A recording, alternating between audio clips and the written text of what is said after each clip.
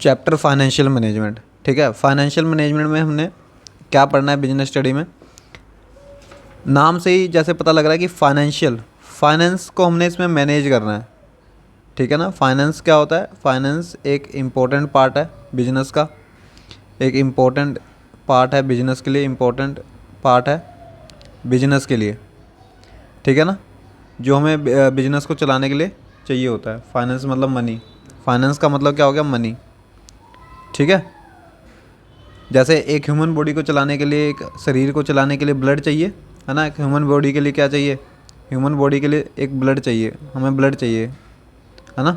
ऐसी जो business organisation होती है उनको चलाने के लिए क्या चाहिए, फाइनेंस चाहिए। जो बिजनेस ऑर्गेनाइजेशन होगी उनको चलाने के लिए फाइनेंस चाहिए। ठीक है, तो फाइनेंस इतना इंपॉर्टेंट पार्ट है जितना ह्यूमन बॉडी के लिए ब्लड होता है। समझी बात। तो हमने इसी को मैनेज करके चलना है कि फाइनेंस को कैसे मैनेज करें कि हमें अच्छे रिजल्ट मिले। घर पे पैसे होते हैं ना, घर पे इनकम आती है, तो उसको भी हम इस तरीके से मैनेज करके चलते हैं कि हमारे ऊपर ज़्यादा बर्डन भी ना आए और फालतू खर्चे भी नहीं करते और हमारे सारी ज़रूरतें की चीज़ें पूरी भी हो जाएं। हम इसी तरीके से खर्च करते हैं। ठीक है, तो वही मैनेजमेंट जो हम घर पे करते हैं, थोड़ी सी मैनेजमेंट हमने कंपनी में भी करनी है। ठीक है, तो वही मैनेजमेंट हमने इसमें सीखनी है चैप्टर में। बात समझ आ गई। तो अगर मैं कहूँ कि द टर्म फाइनेंस, तो फाइनेंस का मतलब क्या होता है, money. The term finance refers to money. तो फाइनेंस का मतलब यहाँ पे क्या है, सिंपल मनी। ठीक है ना, और फंड भी, अगर फंड वर्ड आए तो फंड का मतलब भी मनी। ठीक है ना, the term finance refers to money और funds available to a company. तो फाइनेंस का मतलब क्या होता है कि जो भी पैसा एक कंपनी को चाहिए, अवेलेबल होना, कंपनी के पास अवेलेबल होना चाहिए, उसे क्या कहते हैं, फाइनेंस। क्लियर है, जो भी पैसा एक कंपनी के पास अवेलेबल होता है उसे हम क्या कहते हैं, फाइनेंस। समझाई बात यहाँ तक। इसके बाद फाइनेंशियल मैनेजमेंट का अगर मैं मीनिंग बताऊँ, फाइनेंशियल मैनेजमेंट का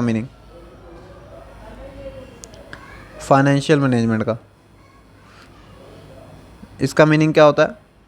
फाइनेंशियल मैनेजमेंट का मीनिंग है कि हमें फाइनेंस को ऑर्गेनाइज करना है, कंट्रोल करना है। ठीक है ना, सबसे पहले जैसे कोई भी मान लो घर पे कोई भी फंक्शन है, मैरिज है किसी की। ठीक है, तो हम सबसे पहले देखते हैं कि भाई फ़ंड कितना है। ठीक है, या फिर फ़ंड कहाँ कहाँ से अरेंज हो जाएगा, है ना। घर पे मैरिज है, मान लो फंक्शन है, मैरिज का फंक्शन है, तो हम देखते हैं भाई मैरिज में कि कितना कहाँ कहाँ से हम पहले पैसे अरेंज करेंगे। हम मान रहे हैं कि 5 लाख रुपए हमारे पास है, 2 लाख रुपए हमने रिलेटिव से लिए, ठीक है ना, 3 लाख का बैंक लोन लिया, तो टोटल हमारे पास 10 लाख रुपीज़ हो गए।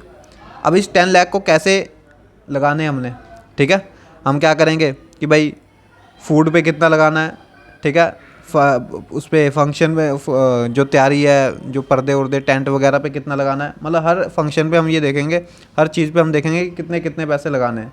बात समझ आ गई। तो फाइनेंशियल मैनेजमेंट में हमने यही करना है कि पहले तो हमने ये देखना है कि फाइनेंस कहाँ से अरेंज करें, प्लान करेंगे कि फाइनेंस कहाँ कहाँ से लेके आएँ, जैसे रिश्तेदारों से लेके आएंगे, ठीक है, अपने पास कितना है बैंक से लेके आएंगे, पहले फाइनेंस अरेंज कर लेंगे, फिर उसको ऑर्गेनाइज करके ऐसे लगाएंगे, बिजनेस में ऐसे लगाएंगे कि हमें मैक्सिमम बेनिफिट मिले, मैक्सिमम उसका यूज़ हो, ठीक है ना, वेस्ट ना जाए। ठीक है, कई बार हम कुछ ऐसी चीज़ों में खर्च कर देते हैं पैसे, हम कहते हैं यार ये तो वेस्ट चले गए, ऐसे वेस्टेज नहीं करनी है। समझी बात। चलो, तो फाइनेंशियल मैनेजमेंट का मीनिंग मैं लिखवा देता हूँ। It may be defined as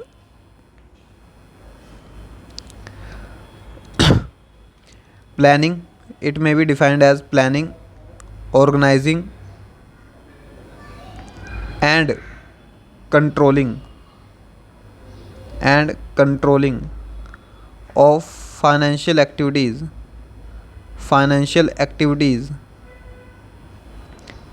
in a business enterprises। ठीक है, तो अगर मैं कहूँ कि फाइनेंशियल मैनेजमेंट का मतलब क्या है कि एक जो बिजनेस ऑर्गेनाइजेशन होती है, कोई भी बिजनेस ऑर्गेनाइजेशन है, कोई भी कंपनी है, कोई भी बिजनेस ऑर्गेनाइजेशन है जो कंपनी है, उसकी फाइनेंशियल एक्टिविटीज़, जो भी एक्टिविटीज़ मनी से रिलेटेड होगी, जो भी काम मनी से रिलेटेड होगा, उसकी सारी फाइनेंशियल एक्टिविटीज़ को प्लान करना, ऑर्गेनाइज करना और कंट्रोल करना। ठीक है, ये काम किस में करना है हमने? फाइनेंशियल मैनेजमेंट में करना है। फाइनेंशियल मैनेजमेंट, बात समझ आ गई? फाइनेंशियल मैनेजमेंट का मतलब क्या है कि कंपनी की, बिजनेस ऑर्गेनाइजेशन की सारी फाइनेंशियल एक्टिविटीज़ मतलब ऐसी एक्टिविटीज़ जो मनी से रिलेटेड होती है, पैसे से रिलेटेड होती है, उन सारी एक्टिविटीज़ के बारे में कुछ प्लान करना कि भाई कहाँ से हमने पैसे अरेंज करने, कहाँ लगाने, ये प्लानिंग करनी। फिर ऑर्गेनाइज करना, इकट्ठा करना, और फिर कंट्रोल करके पैसे खर्च करने, या कंट्रोल करके जो भी एक्टिविटीज़ है उसको करना। मतलब ऐसे नहीं करना कि वेस्ट भी कर दे ज़्यादा पैसे, ऐसे नहीं, मतलब कंट्रोलिंग भी रखनी है साथ में। तो इन तीनों चीज़ों को हम क्या कह देते हैं फिर? Financial management. ठीक है, जब फाइनेंशियल मनी के रिगार्डिंग हम प्लान बनाते हैं, मनी के रिगार्डिंग ऑर्गेनाइजिंग करते हैं, मनी के रिगार्डिंग ही कंट्रोलिंग करते हैं। ठीक है, या फिर इसे दूसरे वर्ड्स में अगर मैं कहूँ कि इसका मतलब क्या होता है कि it is concern, financial management का मतलब क्या होता है? It is concern with best utilisation of, it is concerned with best utilization of funds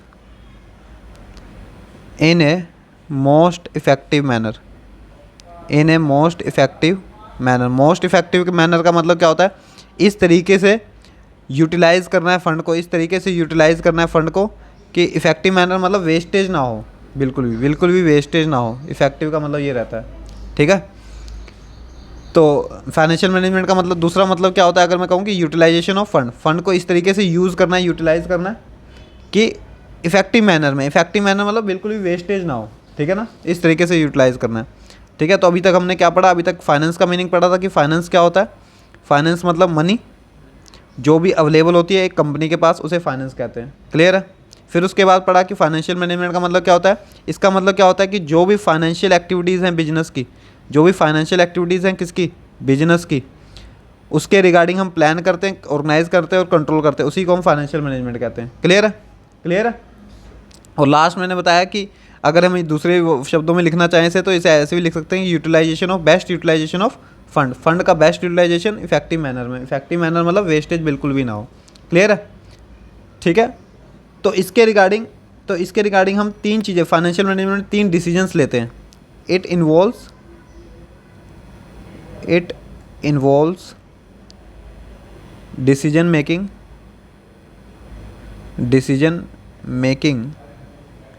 in 3 areas. तो 3 एरिया में हम डिसीजंस लेते हैं।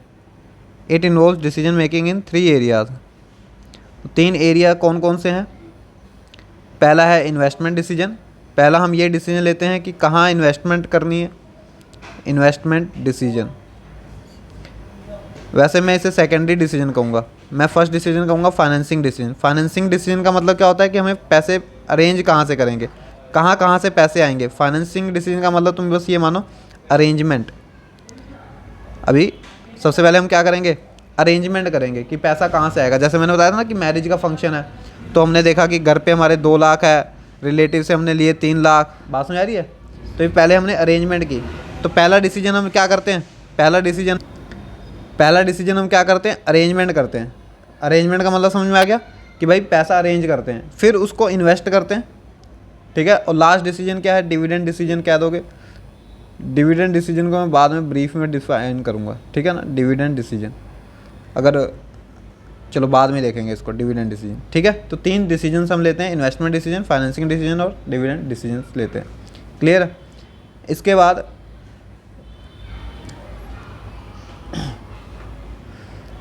ठीक है, इसके बाद अगर हमने नेक्स्ट पढ़ना है ऑब्जेक्टिव्स। क्या क्या ऑब्जेक्टिव्स हैं फाइनेंशियल मैनेजमेंट के? ऑब्जेक्टिव्स ऑफ फाइनेंशियल मैनेजमेंट, और ये भी 3 मार्क्स में आ जाते हैं। 3 मार्क्स 4 मार्क्स में ऑब्जेक्टिव्स ज़रूर आते हैं इसके।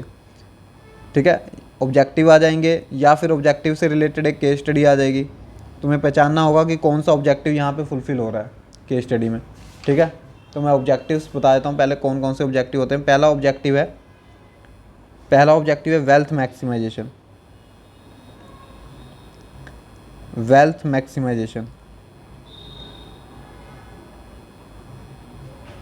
ठीक है। और एक सेकेंडरी ऑब्जेक्टिव है हमारा प्रॉफिट मैक्सिमाइजेशन, प्रॉफिट मैक्सिमाइजेशन। बात समझ आ रही है? वेल्थ मैक्सिमाइजेशन और प्रॉफिट मैक्सिमाइजेशन में अगर ध्यान से देखें तो अब क्वेश्चन में कई बार क्या आता है, क्वेश्चन में आता है कि प्राइमरी ऑब्जेक्टिव कंपनी का क्या होता है। प्राइमरी ऑब्जेक्टिव मतलब फर्स्ट ऑब्जेक्टिव कंपनी का क्या होता है। तो तुम कहोगे कि फर्स्ट ऑब्जेक्टिव प्रॉफिट होता है, प्रॉफिट नहीं होता। फर्स्ट ऑब्जेक्टिव क्या होता है? Wealth maximisation. अगर क्वेश्चन में define the primary objective of company financial management, तो प्राइमरी ऑब्जेक्टिव फाइनेंशियल मैनेजमेंट का क्या है? Wealth maximisation. सेकेंडरी ऑब्जेक्टिव है प्रॉफिट मैक्सिमाइजेशन, ठीक है ना। तो हमें सुनने में लगता है कि भाई फर्स्ट ऑब्जेक्टिव जो होगा वो प्रॉफिट मैक्सिमाइजेशन होगा, पर प्रॉफिट मैक्सिमाइजेशन फर्स्ट ऑब्जेक्टिव नहीं है, वेल्थ मैक्सिमाइजेशन। अब वेल्थ मैक्सिमाइजेशन है क्या, ये पहले पढ़ेंगे, ठीक है ना। वेल्थ मैक्सिमाइजेशन का मतलब क्या है कि हम अपनी कंपनी के शेयर्स की कीमत बढ़ाएंगे। वेल्थ मैक्सिमाइजेशन, ठीक है। तो देखो इसमें वेल्थ मैक्सिमाइजेशन में क्या होगा, इसका मतलब क्या है कि हम अपनी कीमत बढ़ाएंगे। तो कीमत कैसे बढ़ेगी हमारी कंपनी की? जब हमारे कंपनी की शेयर्स की वैल्यू इंक्रीज होगी। क्लियर है? तो हम वेल्थ मैक्सिमाइजेशन का मतलब क्या है? Maximise the market value of share.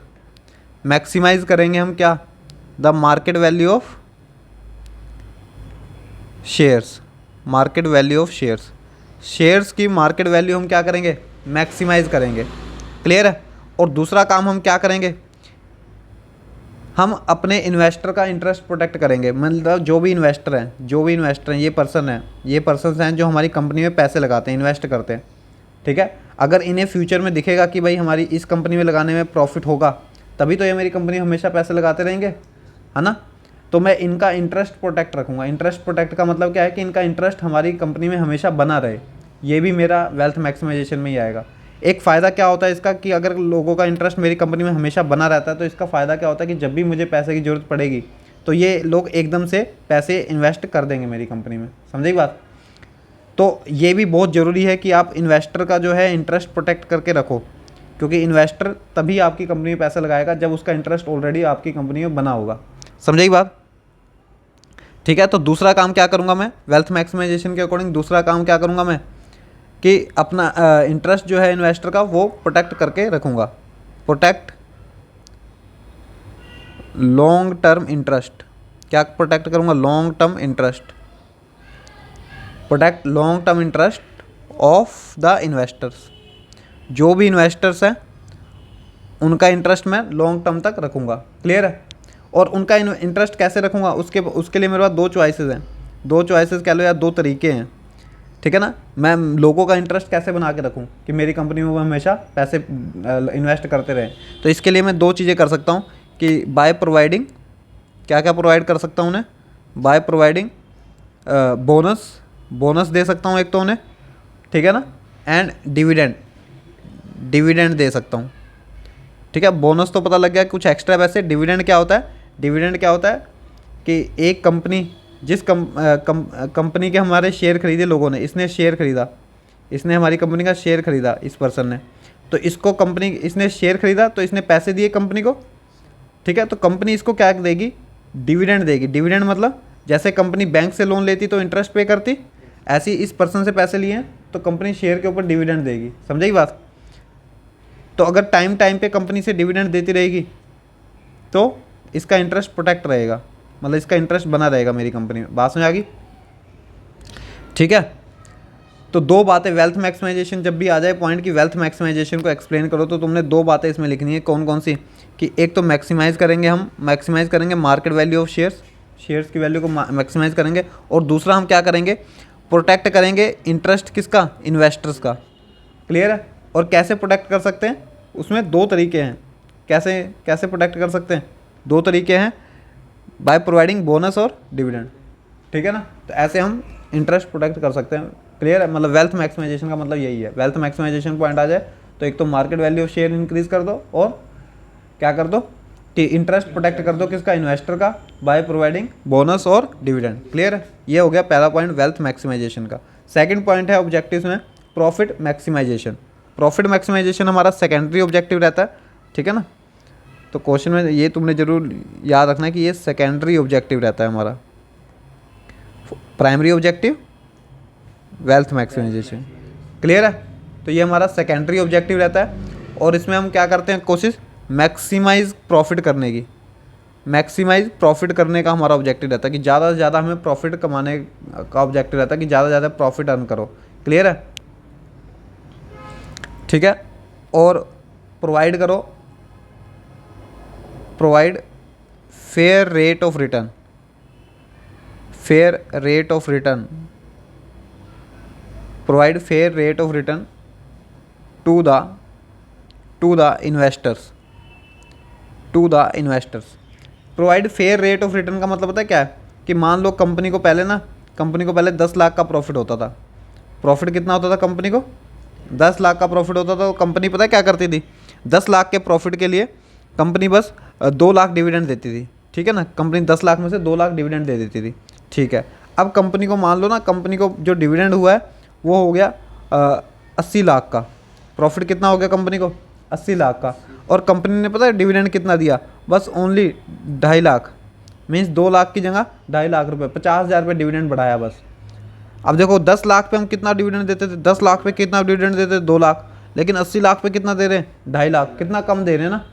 तो इसको कहते हैं नॉट फेयर, ठीक है ना। फेयर रेट ऑफ रिटर्न नहीं दे रहे हम इन्वेस्टर को जिन्होंने पैसे लगाए हुए हैं कि 80 लाख पे हमें और ज़्यादा अच्छा प्रॉफिट डिविडेंड देना चाहिए था। तो वही लिखा है कि सेकंड पॉइंट में वही लिखवाया है कि प्रोवाइड करना है हमने fair rate of return. Fair rate of return मतलब जायज़ रेट ऑफ रिटर्न देना है, क्लियर है, ठीक है, टू द इन्वेस्टर्स। समझी बात? जितना प्रॉफिट हो रहा है उस हिसाब से उन्हें फेयर रेट ऑफ रिटर्न दो, क्लियर है। ये नहीं धोखे में नहीं रखना उन्हें, समझी बात? यहाँ तक कोई प्रॉब्लम? ठीक है, तो इसका मतलब ये हो गया। तो प्रॉफिट मैक्सिमाइजेशन में क्या लिखोगे? एक तो सेकेंडरी ऑब्जेक्टिव है और मैक्सिमाइज करना है प्रॉफिट और प्रोवाइड करना है fair rate of return to the investors. Third point देखो, थर्ड पॉइंट है efficient utilisation of resources. Efficient utilisation of resources, efficient कह लो, प्रॉपर यूटिलाइजेशन ऑफ रिसोर्सेज कह लो चाहे।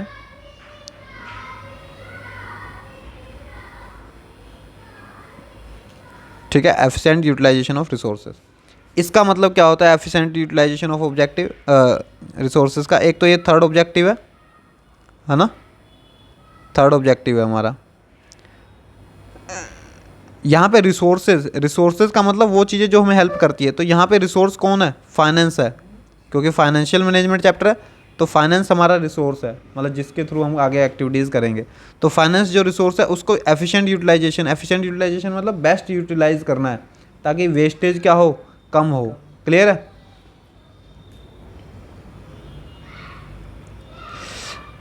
ठीक है, तो हमें ऑप्टिमम यूटिलाइजेशन ऑफ रिसोर्सेज करना है। यहाँ पे क्या करना है? ऑप्टिमम। ऑप्टिमम का मतलब होता है best. Optimum utilisation of funds. Optimum utilisation of fund करना है सो दैट द इन्वेस्टमेंट क्या रहे? So that the investment must remain same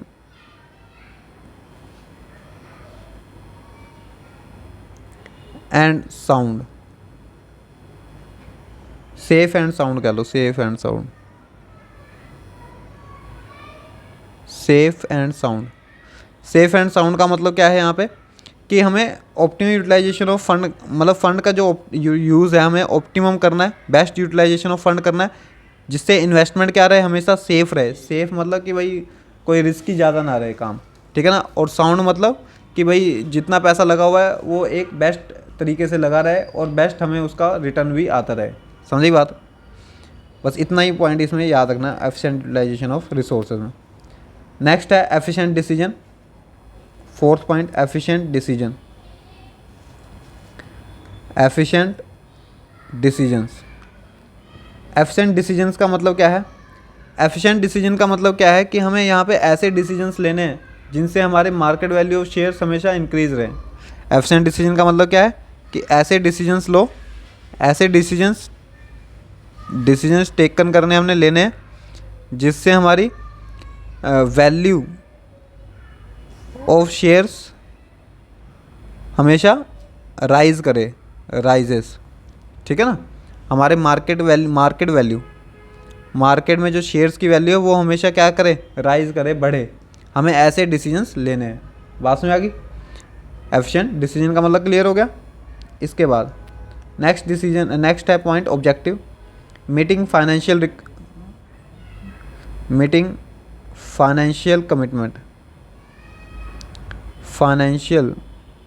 commitment. Meeting financial commitment का मतलब क्या होता है? कमिटमेंट का मतलब क्या है कि एक बार जो तुमने कमिटमेंट कर दी है वो पूरी करो। जो भी कमिटमेंट, जो भी वादे तुमने कर दिए शेयर होल्डर से, जो इन्वेस्टर है उनसे कर दिए हैं, वो सारे वादे तुम्हें क्या करने चाहिए, पूरे करने चाहिए। क्लियर है। तो फाइनेंशियल कमिटमेंट्स जो भी कर दिए तुमने, जो भी कमिटमेंट्स वादे कर दिए हैं, फाइनेंशियल कमिटमेंट विद आउटसाइडर्स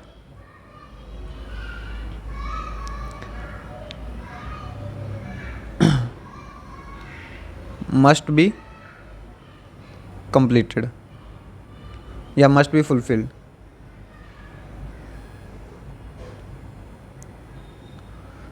ठीक है ना, उन्हें फुलफिल करो। क्लियर है। तो जो भी फाइनेंशियल वादे कर दिए तुमने, जैसे फाइनेंशियल वादा क्या है, तुमने क्या कहा कंपनी के बारे में, तुमने कंपनी के हेड बोर्ड ऑफ डायरेक्टर हो, मैनेजमेंट हो तुमने क्या कहा कि भाई ऐसा है, हम आने वाले साल में 10% डिविडेंड देंगे।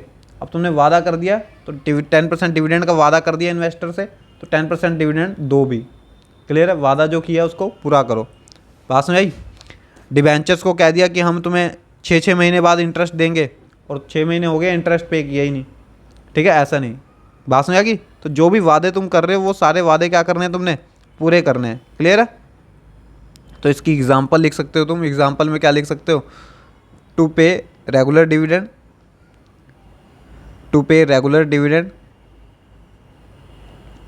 ठीक है ना।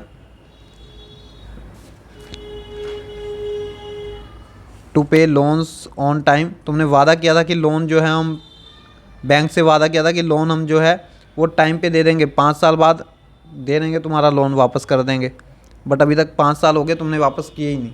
क्लियर है। तो जो भी वादे हैं, जो भी फाइनेंशियल कमिटमेंट्स हैं, वो वादे पूरे करो अपने। ठीक है। तो 5 ऑब्जेक्टिव हैं फाइनेंशियल मैनेजमेंट के। पहला ऑब्जेक्टिव क्या था? पहला ऑब्जेक्टिव अगर ध्यान से देखोगे तो वेल्थ मैक्सिमाइजेशन मैंने पहले पॉइंट बताया कि market value of share increase करनी और इंटरेस्ट प्रोटेक्ट करना इन्वेस्टर्स का। क्लियर है। इसके बाद मैंने बताया प्रॉफिट मैक्सिमाइजेशन में मैंने बताया सेकेंडरी ऑब्जेक्टिव होता है, और मैक्सिमाइज करना प्रॉफिट और fair rate of return provide करना किसको, इन्वेस्टर्स को। इसके बाद एफिशिएंट यूटिलाइजेशन ऑफ रिसोर्सेज में मैंने क्या कहा कि बेस्ट यूटिलाइजेशन ऑफ फंड करना, जिससे इन्वेस्टमेंट क्या रहे, सेफ और साउंड रहे। ठीक है। एफिशिएंट डिसीजन मतलब डिसीजन ऐसे लेने, टेकन करने जिससे मार्केट वैल्यू ऑफ शेयर क्या हो, हमेशा इंक्रीज करे, राइजेस करे। मीटिंग फाइनेंशियल कमिटमेंट का मतलब क्या है कि फाइनेंशियल कमिटमेंट ऐसे करने आउटसाइडर से कि जो भी फाइनेंशियल कमिटमेंट किए हैं वो फुलफिल करो हमेशा। क्लियर है। Must be fulfil. जैसे रेगुलर डिविडेंड पे करना, लोन टाइम पे करना। क्लियर है। These are all are financial commitments. बात समझ आ गई।